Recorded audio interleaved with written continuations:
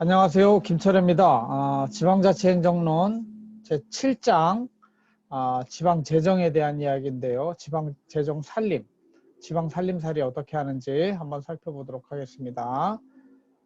또 아마 양이 많아서 1강하고 2강으로 나눠서 진행을 해야 될 것 같습니다.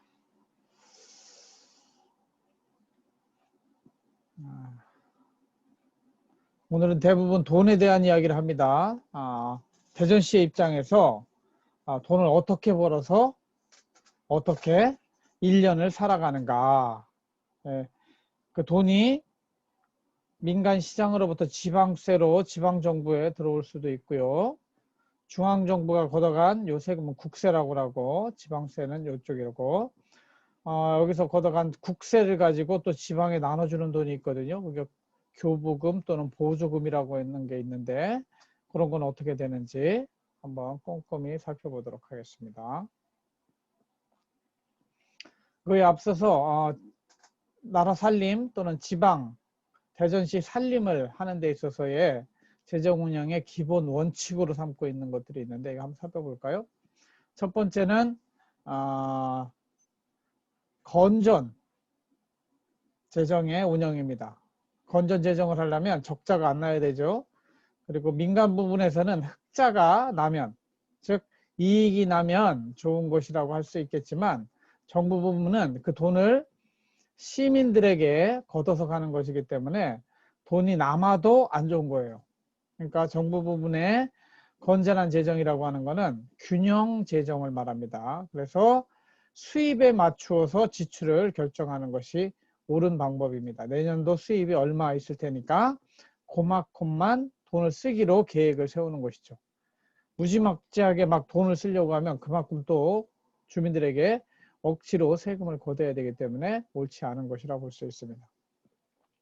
두 번째는 지방재정의 자주성이라 할 수 있습니다. 자주성이라고 하는 것은 스스로 벌어서 스스로 써야 된다는 것이죠. 자립.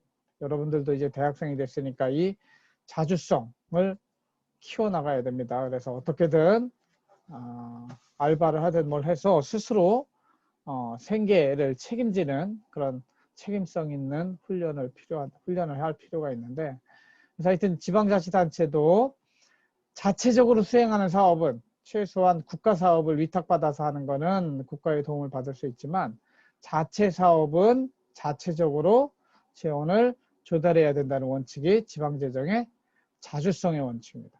그래서 첫 번째는 수지균형의 원칙, 두 번째는 지방재정의 자주성의 원칙이라 할 수 있습니다. 그래서 국가는 국가의 부담을 지자체에 넘겨도 안 되고 지자체 입장에서도 지자체가 스스로 하는 사업에 대한 책임을 국가에 넘기면 안 되는 이런 것들이 제대로 서로 각자의 역할을 하는 것 셀프 컨트롤, 셀프 가버넌스, 셀프 가버먼트. 그래서 이게 셀프 오토노미라고 하는 지방자치의 기본 개념이 이런 것이다 하시면 되고요. 두 번째, 지방재정 운영을 할 때 중요하게 생각되는 거 국가 시책의 구현입니다. 앞에서도 우리 늘 봤지만 지방정부는 전체 국가의 일부로 되어 있기 때문에 국가 전체적으로 수행되는 것에 대해서는 국가 시책을 실현하는, 즉 집행하는 그런 역할을 해야 된다고 볼 수 있습니다. 그래서 지자체는 중앙정부의 시책 달성에 동참해야 하고 국가 시책에 따른 재정 부담은 국가와 지방이 공동 부담하는 것으로 되어 있습니다. 이제 전적으로 국가 일이다 그러면은 국가가 전액을 부담해야 되지만 지방에도 이익이 되는 그런 일이다 할 때는 적절하게 분담을 해야 됩니다. 그래서 국고보조금을 받아서 할 때는 국고보조금률 또는 지방비 부담률 이렇게 나뉩니다. 그래서 부자 지방과 가난한 지방에 따라서 이것이 조금씩 다릅니다. 그래서 서울시와 같은 부자는 국고보조금률이 굉장히 낮습니다. 그러나 전라도 이런 쪽이 가장 소위 지방재정 자립도가 낮은데 그런 데는 지방비 부담을 줄이고 국고보조금을 좀 늘려서 국가 전체적으로 좀 균등한 행정 서비스를 누리도록 하는 것이 지방재정 운영 원칙 중에 하나인 국가시책의 구현이라고 볼 수 있겠습니다.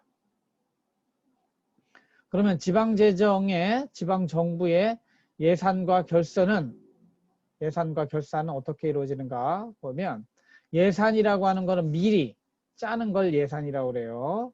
그리고 결산은 다 끝난 다음에 정리하는 거를 결산이라고 합니다. 그래서 정부 부문은 예산이 제일 중요하죠. 어떤 계획을 내년도 예산 지금 짜고 있는데 내년도에 돈을 어떻게 쓸 것인가에 대한 계획을 예산 다 쓰고 난 다음에 정리하는 걸 결산 이렇게 합니다.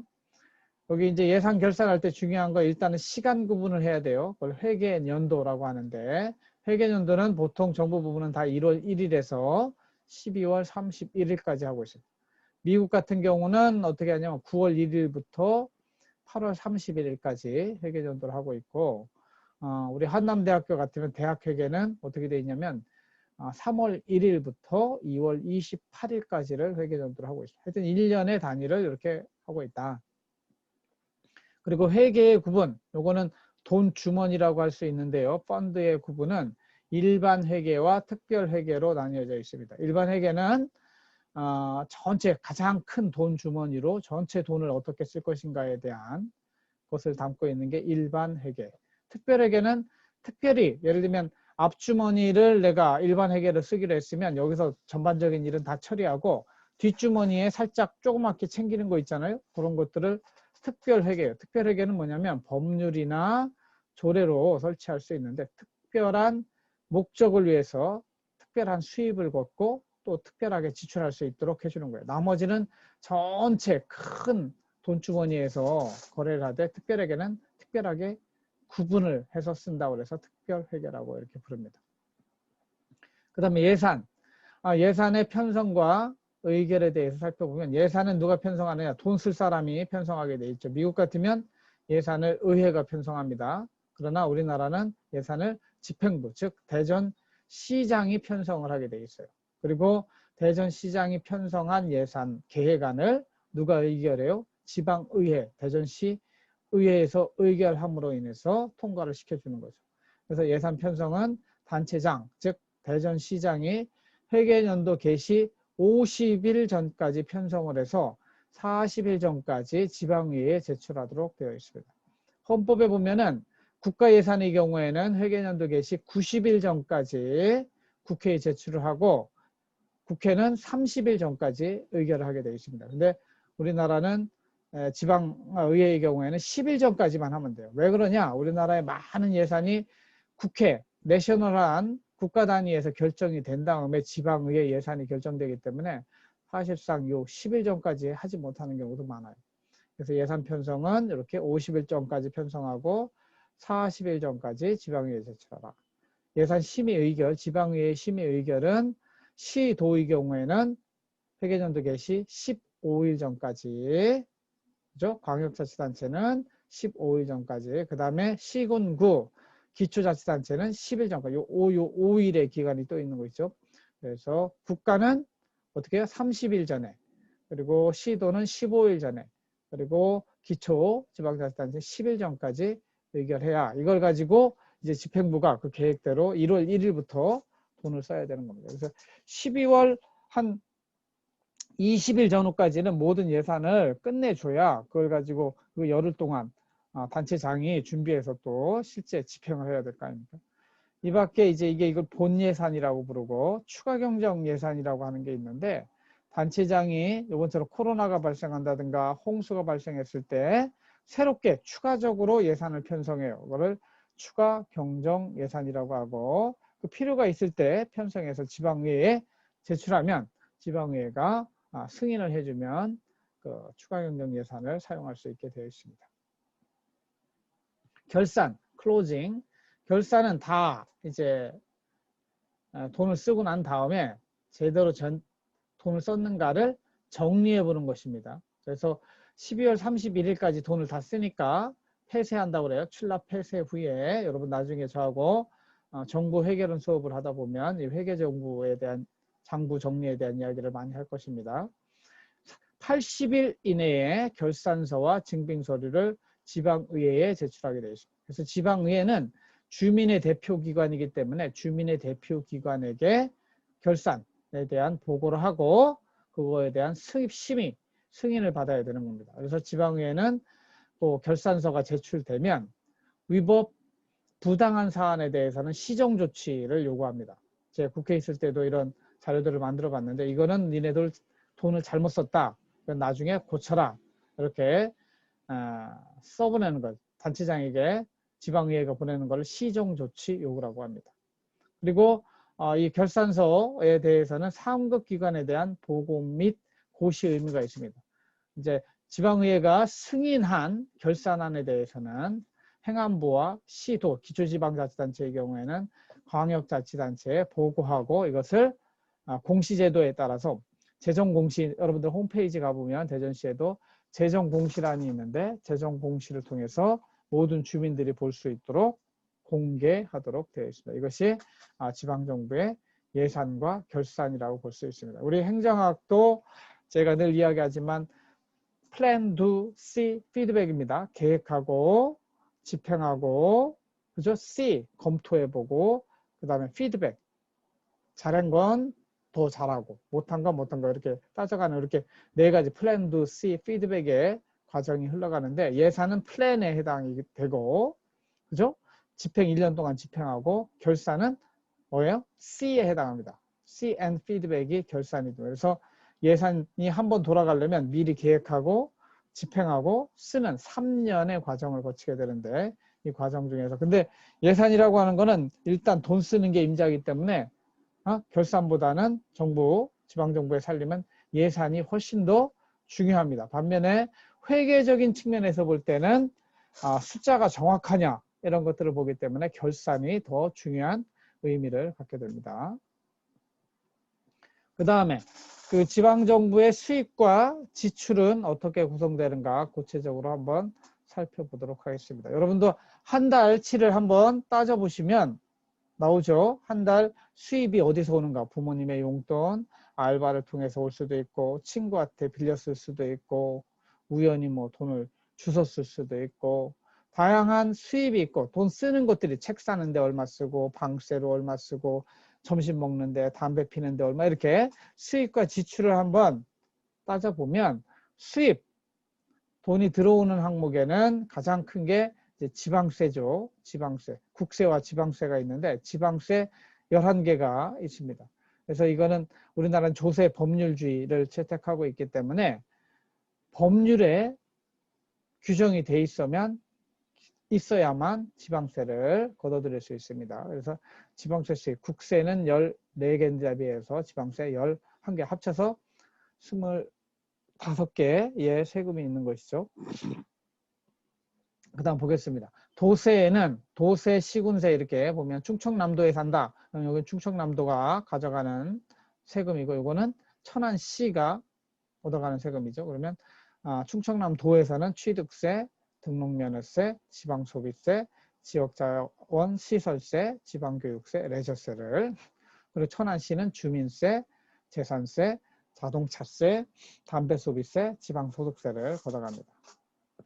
반면에 특광역시의 경우에는 자치구세가 이 3개밖에 없어요. 자치구는 정말 살림하기에 어려운 구조죠. 그래서 저는 자치구가 진짜 자치를 할 의미가 있느냐 하는 생각을 가지고 있습니다. 그래서 저는 자치구를 주민들이 선택해서 우리는 자치를 하든지 아예 그냥 특광역시에서 임명을 하든지 이것을 주민들이 선택하도록 하면 좋겠는데 아무튼 뭐 자치구의 세금이 주민세, 재산세, 등록면허세가 있습니다. 그리고 특광역시로 이제 대전시죠. 대전시 대덕구로 본다면 대전시에서 취득세, 지방소비세, 지역자원, 시설세, 지방교육세, 주민세, 레저세, 자동차세, 담배소비세, 지방소득세 9가지 세금을 자치구가 주민세, 재산세, 등록면허세를 걷어가게 되어 있습니다. 우리가 이제 대전에 있는 학교이기 때문에 대전시 중심으로 이 항목을 다시 한번 살펴보면 취득세라고 하는 거는 자동차를 취득하거나 부동산을 취득했을 때 대전시에 내는 세금을 말합니다. 지방소비세라고 하는 거는 여러분들이 직접 내지는 않지만 부가가치세 중에 일부 대전에서 소비되는 것을 부가가치세에서 일부를 대전에 보내줍니다. 이걸 지방소비세라고 합니다. 지역자원시설세는 이거 뭐 대전에 거의 없는데 예를 들면 저쪽 서산 당진강 화력발전이 있거든요.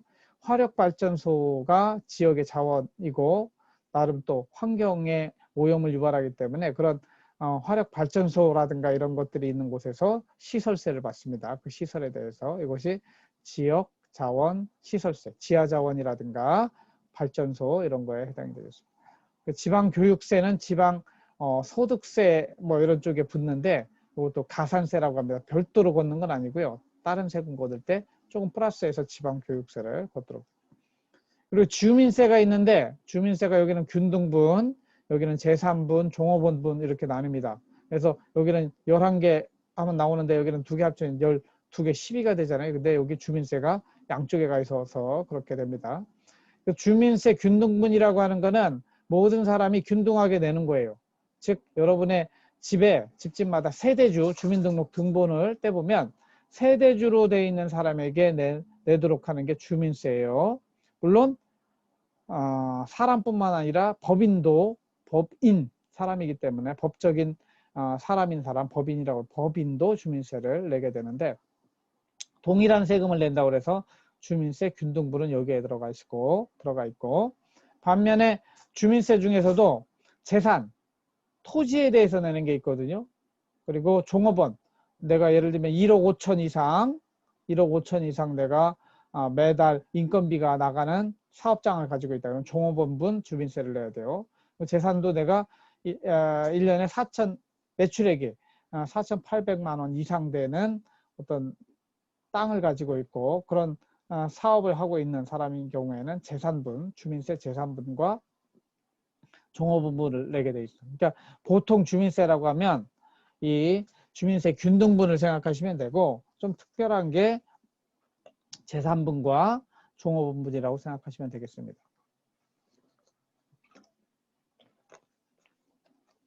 그리고 레저세는 뭐라고 하면 경마장, 그죠? 경륜장 이런 거 있잖아요. 그런 거 살 때 거기에 이제 아까 그 소비세처럼 예를 들면 경마 내가 10만 원어치 샀다 그러면 10만 원에 10,000원은 레저세로 내게 됩니다. 그 레저세가 지금 특광역시세이기 때문에 예를 들면 레저세 가장 많이 거치는 데가 경기도 과천인데 과천에 경마장이 있잖아요. 그러면은 경기도가 레저세를 걷어갑니다. 옛날에는 과천세 요 밑에 있는데 과천이 걷어갔는데 과천이 하지 않고 여기에 해당이 되겠네. 여기 이게 레저세가 여기 있잖아요. 여기 도세. 과천 이야기할 때는 여기 경기도 과천시 이렇게 되니까 레저세를 경기도가 걷어가서 그에 상당하는 만큼을 또 과천시에 줘요. 재정보전금으로. 사실상 그러니까 지금도 레저세의 상당 부분은 경마장이 있는 경륜장이 있는 곳으로 가게 되고 또 그 경마장이 화산경마장이라고 과천이 아니라 딴 데도 이렇게 천안에도 설치되어 있고 막 이랬단 말이에요. 그런 데는 또 경기도하고 나눠가게 돼 있습니다. 이렇게 레저세가 그게 근데 그래서 경마장, 경륜장 또 배도 있죠. 그런 것들은 레저세라고 부른다. 자동차에 대해서 1년 2번 내는 거 자동차세. 담배 피는 사람들 담배 소비세 냅니다. 이거 대전시로 들어갑니다. 그 다음에 지방소득세라고 하는 거는 소득, 근로소득에 대해서는 근로소득세를 내는데 거기에 플러스 알파에서 지방소득세를 내게 되어 있습니다. 소득에 대해서 이것도 이제 가산세로 하니까 별도세는 아니라고 볼 수 있겠습니다. 그래서 이렇게 대전시가 걷어가는 돈이 9개가 있고 그 다음에 대덕구에서는 주민세 중에 제3분, 종업원분을 받고 그 다음에 재산세, 그러니까 재산에 대해서 내기는 대부분 땅과 건물입니다. 땅과 토지와 건물에 대해서 재산세, 그 다음에 등록면허세, 뭐 자동차 등록한다든가 또 등기부 등본, 법인 등록할 때 내는 돈이 등록면허세가 되겠습니다. 그래서 하여튼 이런 다양한 방법을 통해서 지방세 11개로 대전시가 수입을 가져온다. 그러면 이것만 있느냐? 지방이 걷어들이는 게 아닙니다. 다른 것도 많이 있습니다. 돈 버는 방법이. 사용료. 대전시가 가지고 있는 공공시설, 뭐 동물원이 있다. 5월드에. 이런 것들 사용료를 받습니다. 그 다음에 수수료. 주민등록 등본 뗄 때 수수료 내잖아요. 그럼 각종 행정서류 뗄 때 수수료 받습니다.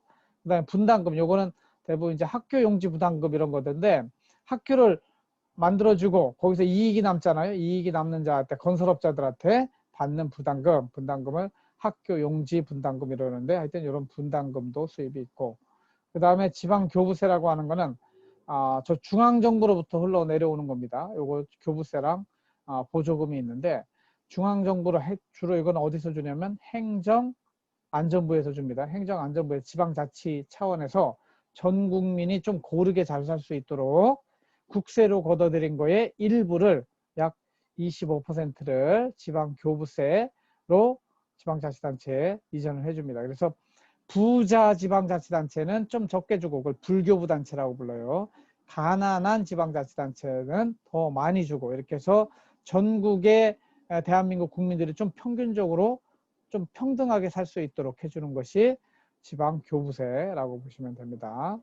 그 다음에 국고보조금이라고 하는 거는 요거는 그냥 그 대전시장에게 주기 때문에 대전시장이 마음대로 쓸 수 있는 돈이에요.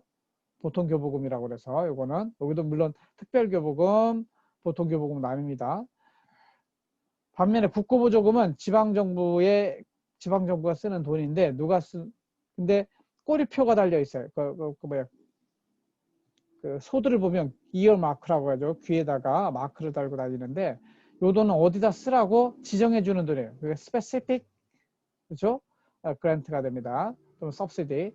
정책 부처가 예를 들면 국토부나 또는 교육부나 환경부가 이 돈은 어디에다 쓰세요 하고 해주는 겁니다. 그리고 이 돈은 그냥 주지 않고 매칭이라고 해서 예를 들면 대전시에 예술의 전당 하나를 짓는다 그러면은 문화체육관광부에서 100억 원을 줄 테니 니네도 500억 원을 투자해라. 그러면 150억 원 가지고 그걸 질 수 있겠죠. 그걸 매칭이라고 이렇게 부르는데 하여튼 국고보조금이라는 게 있고 지방교부세라고 하는 게 또 있습니다. 그래서 지방교부세는 지방자치단체 입장에서는 좀 자유롭게 쓸 수 있는 돈, 국고보조금은 꼬리표가 달린 돈 이렇게 이해를 하시면 되겠습니다. 그리고 우리나라 지방자치는 이계층제를 취하고 있기 때문에 광역자치단체가 기초지방자치단체, 즉 대전시가 어디에요? 대덕구에 또 돈을 나눠줘요. 이게 뭐예요? 대전시장이면 대전시에 구가 5개 있잖아요. 그 중에서 잘 사는 구, 유성구가 잘 살아요. 못 사는 구, 대덕구 못 살아요. 그러면 이게 유성구에는 좀 적게 주고, 그죠? 대덕구에는 좀 많이 주고 이렇게 해서 대전시 안에서도 자치구들이 좀 더 평균적으로 같이 살 수 있도록 해주는 걸 뭐라고 그래요? 조정교부금이라고 그래요. 여기는 지방교부세라고 부르지만 이거는 조정교부금이고 명칭도 지방재정 조정교부금법에 따라서 대전시가 5개의 구청에 나눠주는 돈을 조정교부금이라고 해요.